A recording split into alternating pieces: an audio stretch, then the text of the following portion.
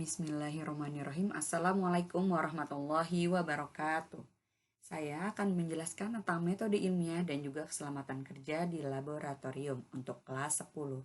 Sebelumnya mohon maaf ya kalau misalnya ada suara-suara yang agak mengganggu. Semoga tetap fokus belajarnya. Baik, ini disusun oleh saya. Perkenalkan, nama saya Rahmawati, biasa dipanggil dengan Bu Rahma. Ini untuk kelas 10 MIPA dan juga lintas minat IPS. Kebetulan saya mengajar lintas minat IPS juga ya.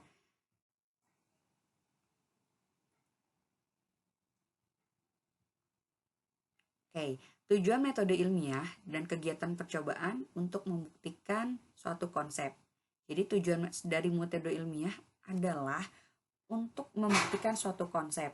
Misalnya konsep suatu suhu, misalnya konsep suhu adalah derajat panas dan dinginnya suatu benda. Itu kan konsep dulu ya. Nah, sebelumnya itu metode ilmiah ini diterapkan oleh para ilmuwan gitu untuk menemukan suhu itu adalah perubahan panas dinginnya suatu benda gitu ya. Terus metode ilmiah adalah langkah atau tahap yang teratur dan sistematis yang digunakan dalam memecahkan suatu masalah.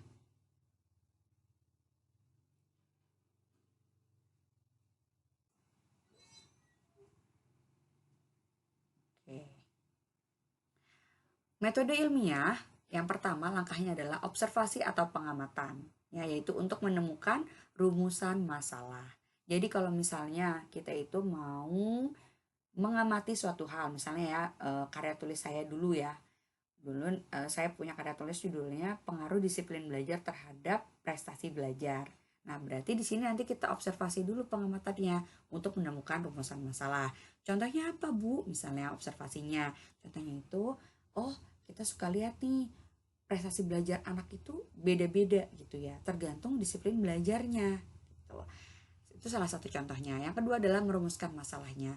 Masalah adalah kesulitan yang dihadapi yang memerlukan penyelesaian atau pemecahannya. Nah, di sini rumusan masalahnya biasanya pakai kalimat tanya, misalnya, apakah disiplin belajar dapat mempengaruhi prestasi belajar siswa gitu. Hendaknya singkat, padat, jelas, dan mudah dipahami. Masalah memungkinkan ada pemecahannya. Terus kita identifikasi masalahnya, yang tadi ya, misalnya disiplin belajar akan mempengaruhi prestasi belajar siswa. Ada pembatasan masalahnya, yaitu fokus masalahnya. Fokus masalahnya apa?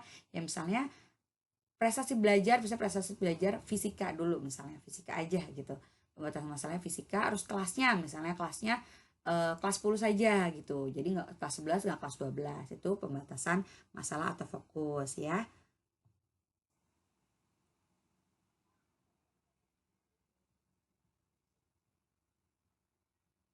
Oke, kajian pustaka. Nah, setelah itu kita ada kajian pustaka. Kajian pustaka itu menelaah berbagai macam referensi sebagai landasan teori penelitian. Jadi sebelum kamu penelitian, kamu itu harus tahu kajian pustakanya. Bisa dari buku, jadi referensi gitu. Jadi kalau kamu menerapkan suatu penelitian, itu kamu harus tahu dulu referensinya, entah itu jurnal, buku, skripsi, tesis gitu ya. Jadi kamu harus jelas dulu, nggak boleh asal-asalan gitu ya. Harus bisa mengutip itu dari sumbernya gitu. Terus lanjut, abis itu menyusun hipotesis, jawaban sementara dari rumusan masalah. Misalnya tadi kan rumusan masalahnya adalah apakah disiplin belajar mempengaruhi prestasi belajar gitu. Misalnya hipotesisnya adalah, ya nih, sepertinya disiplin belajar akan mempengaruhi prestasi belajar gitu di pikiran kita, hipotesis sementaranya gitu kan, dari beberapa jurnal atau skripsi atau tesis yang sudah kita pelajari, kita kita buka, kita baca gitu. Itu hipotesis kita gitu ya. Terus langsung habis itu kita merancang rancangan penelitian ilmiah, rencana sebelum, selama, dan sesudah. Sebelum itu yang tadi misalnya ya, kayak yang tadi itu, pertama merumuskan masalah, identifikasi masalah, kajian pustaka, hipotesis gitu. Terus selama. Nah, selama ini ketika nanti nih habis perencanaan penelitian, kita akan meneliti gitu ya. Sesudah itu nanti kita juga mempelajari. Jadi membuat misalnya kesimpulan kayak gitu ya. Terus ini ada metode, alat, dan bahan. Metodenya, misalnya metodenya itu apa nih metodenya? Bisa kualitatif dan juga kuantitatif. Kalau kualitatif itu biasanya kayak cerpen, novel, bahas seperti itu ya. Misalnya kita menganalisis cerpen atau novel atau misalnya analisis buku gitu ya. Terus kalau misalnya kuantitatif itu ya angket, terus kita hitung apa namanya, suka atau tidak suka atau tengah-tengah, itu kan angket. Kamu pernah kan apa mengisi angket seperti itu, misalnya suka kadang-kadang, tidak suka gitu, sering kadang-kadang, terlalu sering kayak gitu. Itu juga nanti dihitung, ada perhitungannya, dan itu termasuk kuantitatif. Terus alat dan bahan. Nah, kalau misalnya praktikum ya berarti alat praktikum. Kalau misalnya kita lagi yang tadi misalnya ibu nih, pengaruh disiplin belajar terhadap prestasi belajar, berarti nanti alat dan bahannya misalnya bisa angket kayak gitu ya. Terus variabel populasi dan sampel. Variabel ini ada variabel bebas yaitu mengalami perlakuan. Yang kedua adalah variabel terikat yaitu mengalami perubahan atau pola teratur, dan variabel kontrol sebagai pembanding. Jadi variabel ini gini, kan tadi pengaruh disiplin belajar terhadap prestasi belajar.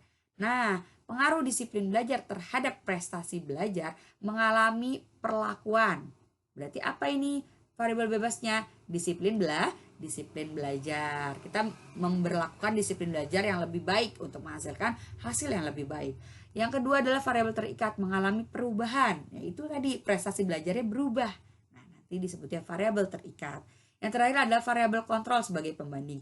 Nah, ini biasanya kalau variabel kontrol ini deskripsi ya, jadi membandingkan teori A dengan teori B gitu. Terus kalau misalnya eksperimen A dengan eksperimen B gitu. Kalau misalnya pembanding seperti itu ya. Nah, terus di sini ada populasi. Populasi itu apa? Misalnya saya mau meneliti di sekolah SMA Negeri 1 Sukaraja. Itu populasinya. Tapi kan kita populasi itu semuanya. Nah, di sini ada sampel. Kalau sampel itu khususnya sampel. Sampel itu berarti yang kita mau tuju, misalnya kelas 10 MIPA 5 atau 10 IPS 3 gitu. Berarti sampelnya itu aja, dua itu gitu. Nanti ngasih perlakuan kedua kelas itu. Tuh. Nanti kita bisa kasih angket tuh dua kelasnya gitu ya. Kalau misalnya eksperimen bisa yang kelas 10 IPA 5 misalnya saya kasih metode, misalnya metode belajar ceramah. Terus IPS 1 misalnya saya kasih metode belajar, misalnya metode belajar PowerPoint atau video gitu. Nanti apa nih apa namanya hasilnya gitu, yang mana hasil belajar lebih meningkat gitu ya. Tapi biasanya nggak IPA IPS sih, biasa IPA sama IPA gitu ya.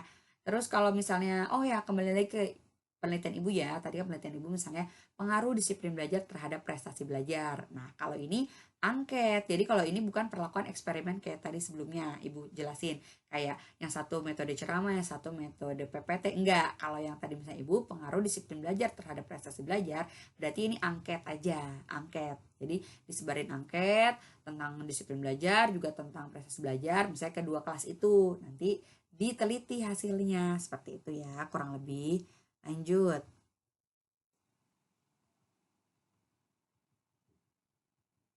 Oke, ada melaksanakan penelitian ilmiah kualitatif tadi kata ibu bilang ya, misalnya novel, cerpen, terus misalnya buku, analisis buku, nanti itu hasil pengamatan, pakainya kata-kata, lebih banyak kata-kata gitu ya. Kalau data kuantitatif hasilnya pengukuran, nanti di sini dibuktikannya dengan angka, walaupun angket, terus misalnya metode eksperimen atau misalnya metode angket kayak gitu, nanti ini juga ada perhitungannya gitu ya, pakai angka nanti perhitungannya. Terus lanjut, mengolah data dan menganalisis hasil penelitian. Data yang terkumpul diolah dan dianalisis dapat ditulis atau dinyatakan dalam tabel, grafik, dan diagram. Bila hipotesis benar maka akan jadi teori, tapi bila salah kita harus buat hipotesis baru dan mengulangi penelitian lagi gitu. Nanti terakhirnya adalah dipenarikan kesimpulan, yaitu jawaban dari hasil percobaan dan sebagai pembuktian hipotesis. Seperti itu ya, Nak ya. Nanti kita diskusi ya untuk pemahaman lebih lanjut. Seperti itu. Lanjut. Kecelakaan di laboratorium, yang pertama adalah tidak mematuhi tata tertib laboratorium, ya. Jadi kamu harus tata tertib laboratorium itu harus kamu laksanakan dengan baik dan benar supaya tidak mengalami kecelakaan. B. Kurangnya pemahaman dan pengetahuan terhadap alat, bahan, serta cara menggunakannya. Nanti ini dikasih tahu biasa sama gurunya ya. Terus lanjut. C. Kurangnya penjelasan dari guru atau tenaga laboratorium. Semoga tenaga laboratorium ataupun guru menjelaskan kamu dengan saksama dengan baik supaya kamu mengerti ya, Nak ya. Lanjut. Tata tertib di laboratorium. Yang pertama adalah alat-alat serta bahan yang ada di dalam laboratorium tidak diperkenankan dibawa keluar tanpa seizin guru. Karena biasanya alat-alat laboratorium itu berat dan mahal dan juga misalnya suka bahaya ya. Jadi hati-hati gitu, nggak boleh sembarangan tanpa sepengetahuan guru. Yang kedua, alat dan bahan harus sesuai dengan petunjuk praktikum yang diberikan. Ya, tentu dong. Yang ketiga, jika dalam percobaan tidak mengerti atau ragu-ragu, sebaiknya bertanya kepada guru. Yang keempat, bekerja di laboratorium hendaknya menggunakan peralatan kerja seperti jas laboratorium, kacamata, sarung tangan, dan lain-lain. Kenapa sih Bu harus kita pakai jas lab, jas laboratorium? Supaya kalau misalnya nih ya, kalau fisika itu paling yang ada zat-zat itu nggak zat sih, paling suhu kalor aja, suhu kalor. Di pelajaran suhu kalor itu nanti ada kita pakai bunsen terus apa namanya ngebakar gitu ya, tapi itu hanya itu aja gitu, jarang kalau misalnya fisika, biasanya kimia. Nah, kenapa kita pakai jas lab? Supaya kalau ada zat-zat yang apa namanya tidak bersahabat gitu ya, jadinya kita nggak langsung kena tubuh kita, nggak langsung kena apa namanya baju kita, jadi kena jas lab dulu. Terus kacamata, nah itu untuk kalau misalnya kimia ya biar lebih aman, sarung tangan dan lain sebagainya. Terus lanjut, jika ada alat yang rusak atau pecah, sebaiknya segera dilaporkan kepada guru ya, supaya nanti segera diperbaiki. Lanjut, jika terjadi kecelakaan seperti terkena kaca, terbakar atau terkena bahan kimia, harus segera dilaporkan ke guru. Soalnya bahaya ya nak ya. Jangan kabut. 7. Label bahan yang hilang atau rusak harus segera diberitahukan kepada guru. Kenapa Bu? Karena kalau misalnya ada hilang atau rusak label dalam apa bahan-bahan di praktikum gitu ya, nanti kamu bingung gitu carinya, atau nanti apa namanya ribet gitu kalau misalnya pas mau praktikum kok nggak ada gitu ya, barang bahan ini nggak ada, barang ini alat ini nggak ada gitu, makanya harus bilang ke gurunya ya. Terus mencuci tangan sebelum dan sesudah melakukan praktikum, tentu ya, karena alat praktikum kan belum tentu steril gitu, jadi kamu harus cuci tangan. 9. Tidak diperkenankan makan dan minum dalam laboratorium, tentu. Kenapa? Ya kamu lagi praktikum terus makan minum nggak fokus, yang pertama. Yang kedua, kan lab itu untuk belajar. Terus ada banyak alat dan bahan di sana. Nanti terkontaminasi baik makanannya maupun alatnya gitu. Nanti nggak sehat jatuhnya ya. Lanjut, setelah selesai praktikum, bersihkan alat-alat yang telah digunakan dan dikembalikan ke tempat semula secara rapi, agar nanti kalau ada teman kamu yang praktikum dia bisa rapi apa namanya mengambil alat tersebut. Terus bersihin alat. Nah, bersihin alat ini biasanya di kimia sama biologi ya, itu di tabung reaksinya. Biasanya anak-anak suka jorok, kadang-kadang tuh nggak dicuci gitu ya. Nah, kalau kamu udah tahu perihal ini berarti kamu harus nyuci ya.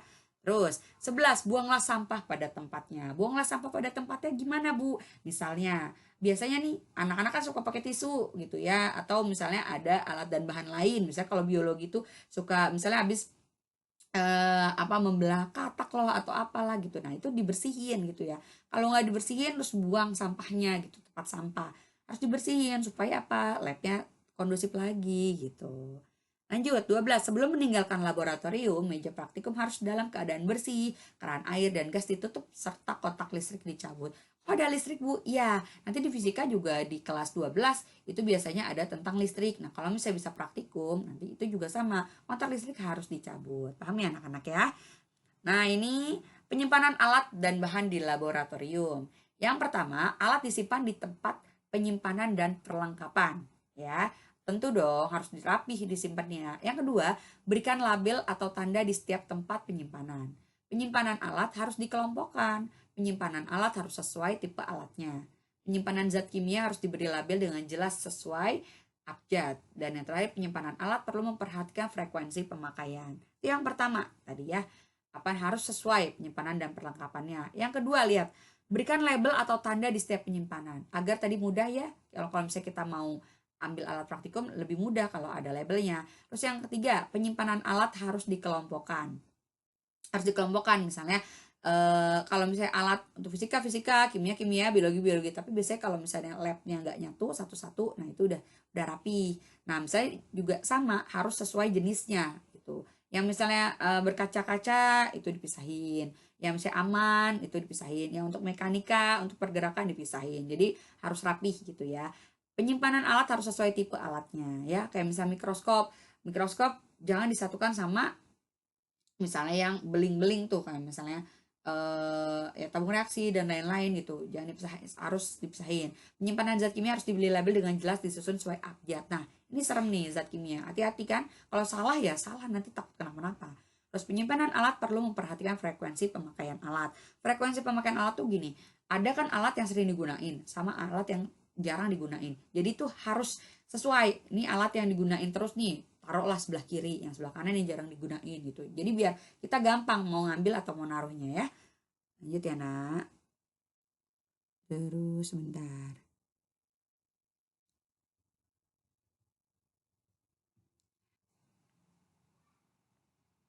Jenis bahaya akibat kerja di laboratorium. Yang pertama bahaya kimiawi, contohnya keracunan gas atau uap ya. Nah, hati-hati ya. Nah, ini di kimia biasanya. Bahaya biologi, penyakit akibat menggunakan mikroorganisme atau jasa training. Jadi misalnya mikroorganisme yang berbahaya, nanti kamu bisa kena ya. 3. Bahaya mekanis akibat terkena alat-alat bergerak atau berputar. Misalnya bisa karena katrol atau jangka sorong gitu ya. Yang keempat, bahaya radioaktif, penyakit akibat bahaya radioaktif. Yang kelima, bahaya api, luka terbakar api, bahaya listrik, contoh tersengat arus listrik. Hati-hati anak ya di laboratorium. Yang terakhir adalah daftar pustakanya dari Reva Yulita dan Dede Sahidin, buku fisika untuk SMA MA kelas 10, kelompok pemintaan matematika dan ilmu-ilmu alam ya. Baik, terima kasih anak-anak, semoga mengerti ya. Wassalamualaikum warahmatullahi wabarakatuh.